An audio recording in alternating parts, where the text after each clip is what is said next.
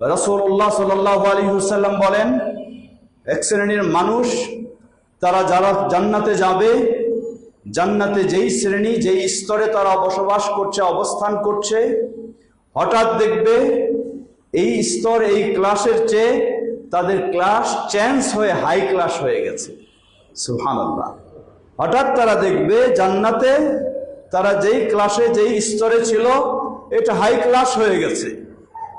তারা জিজ্ঞাসা করবে, ও আন্না হাযা লি, ব্যাপার কি? হঠাৎ ভাবে আমি ছিলাম এই স্তরের জান্নাতের মানুষ, আমার স্তর আরো হাই হয়ে গেল, আরো উন্নত স্তর হয়ে গেল, কি কারণে, কিভাবে?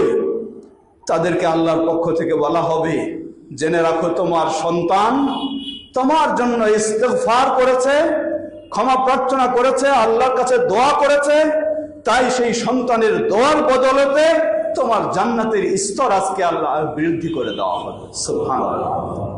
সুতরাং মনে রাখবেন, সত্যি আপনি সৌভাগ্যবান যদি ওই সন্তানের বাবা হতে পারেন, সৌভাগ্যবান ওই সন্তানের মা হতে পারেন, যেই সন্তান আপনাকে জান্নাতেও সুপারিশ করে নিয়ে যাবে, আবার যেই সন্তানের দোয়া ইস্তিগফারের মাধ্যমে জান্নাতে আপনার স্তর, আল্লাহ সুবহানাহু ওয়া তাআলা জান্নাতের ক্লাস আপনার আরো বৃদ্ধি করে দেবে।